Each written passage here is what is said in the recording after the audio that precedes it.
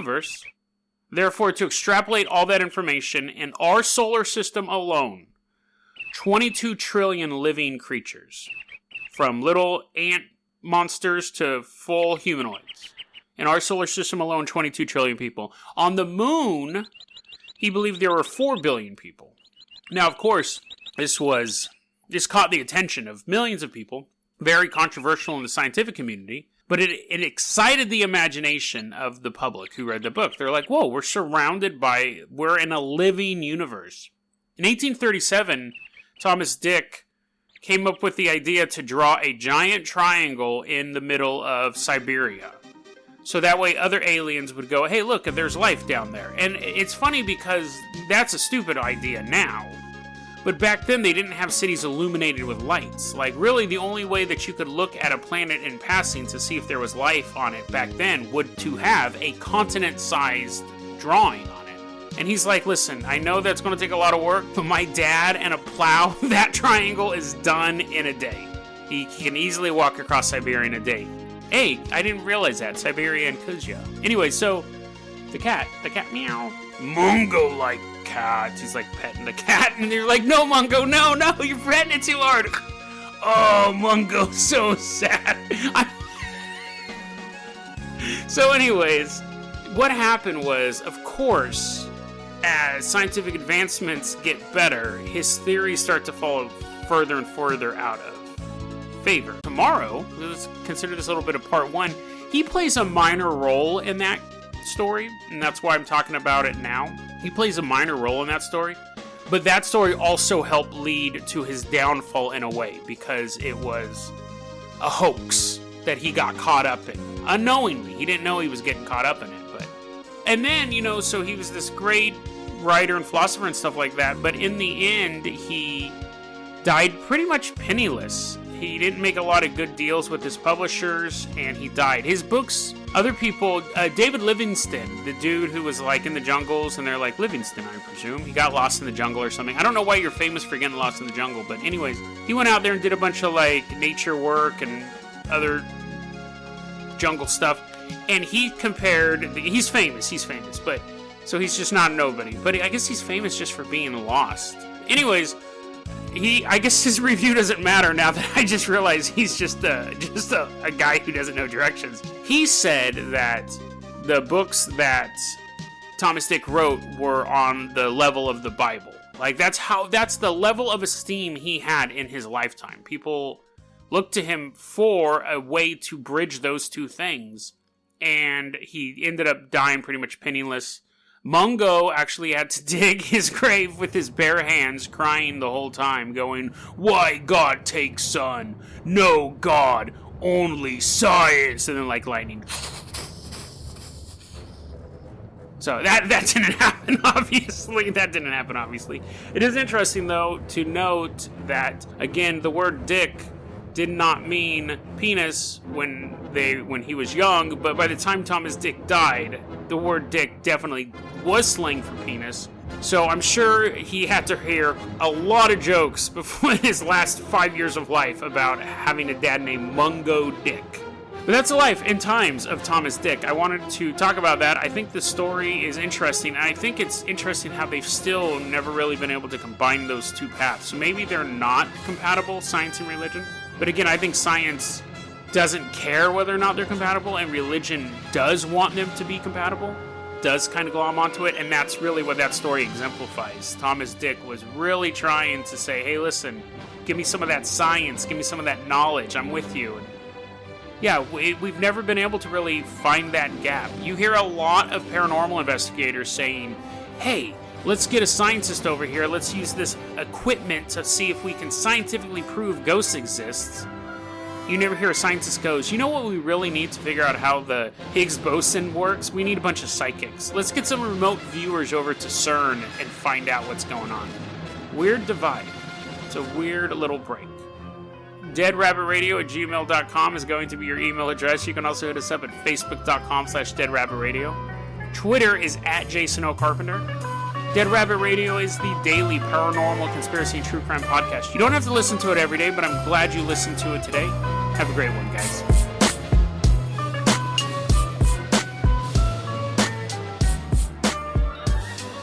episode 122, Thomas Dick and the 22 Trillion Alien Theory. It's so funny because on yesterday's episode I was ranting about how I used to fit 3 stories into an episode. And I did it all the time, and I think that I really crammed a lot of good content. And the reason why I did that, I don't do it anymore, because I realized how much that last episode, The House That Eats the Dead, drove me nuts. I go, these are 3 really good stories, and I'm just blurring past them. I'm trying to get 3 stories done in a short time limit. And it's because I don't think 2 of the stories are good enough to stand on their own. What's interesting is this episode here is the reason why a lot of times I do 3 stories. I like all 3 of these stories. And I think the episode's pretty well paced, right? We have the story starts off. Bandit got caught with dandruff, right? I mean, it's kind of a cool science true crime story. Nowadays, I probably could have told that in a minute and put it on my YouTube TikTok channel, my YouTube shorts and all that stuff. But I think it's totally fine. I think it's a fun story. It's detailed, beginning, middle, end, and now I tried looking for him after the episode. I didn't actually go out and look for him, but I tried to see if there was any mention of him afterwards, because the story ended, like he got out of jail quite a while ago. No follow-up for that. And then the story about a little cat walking through Siberia. That was considered... what's interesting about Dead Rabbit Radio is it grew too quickly. It grew too quickly. There's too many episodes now to wrangle it in. There's a big debate on the Patreon Discord, and this debate even predated the Patreon Discord. The show needs a wiki. I got a request from someone, I think it was Nikolai, a while back, Nikolai, Michigan. I think he was asking on the Patreon Discord, what's the episode with the cat that walked across Siberia? I was like, I don't know, like sometimes I can actually put in enough keywords or put in enough headlines that I'll type in like Russian cat and the episode will pop up. A lot of times people will send me emails, go, hey, what's that story about the mud crawler in Utah? And I type in mud crawler. I remember that episode. I really liked that episode. But I couldn't find this episode. It basically become lost media within the show itself, and people are saying, because I will go on the Patreon Discord, I'll ask this question at least once a month, have I covered this yet? And I'll throw in some weird story, and then the people who happen to be on that day, because usually I'm prepping a story, right? I'm getting ready to record it for that week, sometimes even that day. They'll say, no, I don't think so, but, I mean, we should really have a wiki at this point. The thing is there's, 920 some odd episodes, right? 928 episodes at this point, with 2 to 3 stories per episode. So we're talking about... what? I'm not the best at math, but a minimum of 1,800 plus stories, right? That we'd have to catalog in this wiki. It would just take a ton of time. And then you have to have all the troll control, right? Because people go in and just write like fart, and then you gotta go in and refix the page, stuff like that. So, which is easy, but I mean, it's just, I always look at what I talked about when I did the behind the scenes Discord episode. What I need to do the show, and then everything else. So what I need to do the show is my research, my record. Other than that, if it weighs too much, I cut it loose. If I'm looking at a wiki to set up, to find episodes, it's a huge amount of time. And then when people troll it, now I gotta go and take care of that stuff as well. And I know a lot of people are volunteering to set this stuff up, but that's also a huge amount of work for them to do. Right? So, anything that is not part of that core process gets cut loose. Sometimes that includes the TikToks and the shorts. Sometimes I don't do one for that day because I'm just doing too much for the show. So, the podcast is the main thing. But back to this episode. That was a little, again, I love behind the scenes stuff, so I hope you guys like this stuff. The little cat, Kushka. Right? Running around Siberia, great story. Do you need to spend 15 minutes telling it? No, you can tell that story in 5 to 8 minutes, and it's a good story, beginning, middle, and end. And then we got the Thomas Dick story. And this story, I wanted to kind of break this down for you, because this was a very, very big possible cliff that the show could have driven off of. This behind the scenes might last a little longer than some of the other ones. And before I go forward, I want to give a shout out. I'm going to put this in the show notes as well. Way back in the day. You guys are fantastic.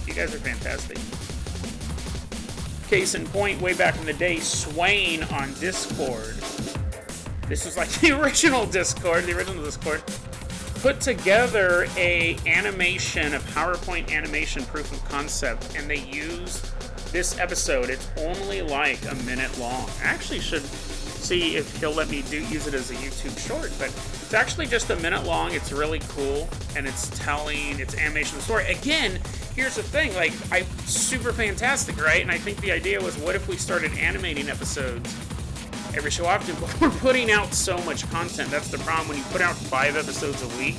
If I had started a wiki project when I first started the show, it would be manageable, but at this point, it's not. Every so often I have to go back and change show notes, like mass change show notes, and that's a weeks, if not month or 2 long project. I have started that, and then I'll just have to give up that way. Anyways, great animation. I'll put it in the show notes. It's really, really cute. It shows what is possible with the show, right? Like, that would be really cool to have some animated segments. But let's talk about the story of Thomas Dick. The story of Thomas Dick in and of itself, super fascinating. A scientist and a religious figure trying to blend the two. And you see that a lot, right? I think it's awesome. I think there is a combination between science and religion. I don't think one cancels out the other. I think they kind of embolden each other, right? And it causes conflict too, which is good because you need conflict to grow. I learned that watching Zombies 3. I never knew that before year 2022. The story itself is great, right? Christian/scientist who's trying to combine the best of both worlds. I don't believe that science and religion are mutually exclusive. I think they can actually be great friends, and it creates good conflict. I think to further your faith or to further your research, you need someone arguing with you and telling you no. So I think the character itself, well, not a character, he's a real person, but the person himself is super fascinating. I love that story. And then it led into the next story about this moon hoax, which I'll put a link in the show notes. I recommend checking that one out. I haven't listened to it in a while. I don't know if I have a ton of stuff to say about it. But this episode was super important for Dead Rabbit Radio, because when you are doing stuff... Well, let me back up here for a second. So one of the things that I do... Originally, I had no notes. Originally, I would just read an article and then turn on the mic, and I would talk about what I had just read. And it was really stressful for me, because I had to keep looking over the article or rereading and losing my place. Then I started writing notes. And the show, I can't say the show never intended to be a comedy. I think originally it was in the comedy genre. It still technically is. Actually, no, now it's listed as a science show. But, you know, I was obviously influenced by comedic podcasts like Sofa King Podcast and the Parapod. Like, these were podcasts that I held in really high esteem, and they were super funny. And I was like, I'll talk about this stuff. I'm not going to be super serious and dour about it. But I can't say I necessarily went into it thinking, oh, this is going to be a laugh a minute. If you listen to the first episode, when I'm talking about, like, how animals talk to each other, I went to work. Like, I recorded those first 3 episodes, right? And I released them. A couple of people at work listened to them, and one of the dudes, is an old friend of mine, Zach, he goes, you sound like an idiot. And he goes, the thing is like, it sounds like you. It sounds, because you say stuff like that at work. It wasn't a performance. I've had conversations with you, and you say stuff that dumb. That's not how it works. That's not how animals talk to each other when they squeak. They're not giving each other locations to their nut stash. So I realized, like, even if I wasn't trying to be openly comedic, just from me telling the stories, there's going to be some funny stuff, right? I know the way that I tell stuff can be funny. I know the way that I mispronounce stuff that's unintentionally funny. I don't mean to do that. I never tried to be too serious. Early on in the show, you'll hear some tonal shifts. Sometimes the episodes are a little too serious.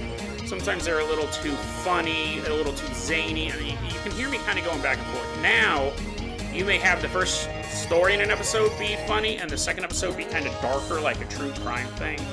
But before, it would be I was trying to figure out, like, what type of podcast, because I was getting feedback, and I was like, well, what do people actually want? Do they want this? Do they want that? And I finally realized, what show do I want? Right? I want a show with a little bit of comedy when it's appropriate, and a little bit of seriousness when it's appropriate, and sometimes the blending of the two is fun, right? So, I write my notes now. I take notes, and I'll write down story beats. Write down the story beats of what's happening in the story.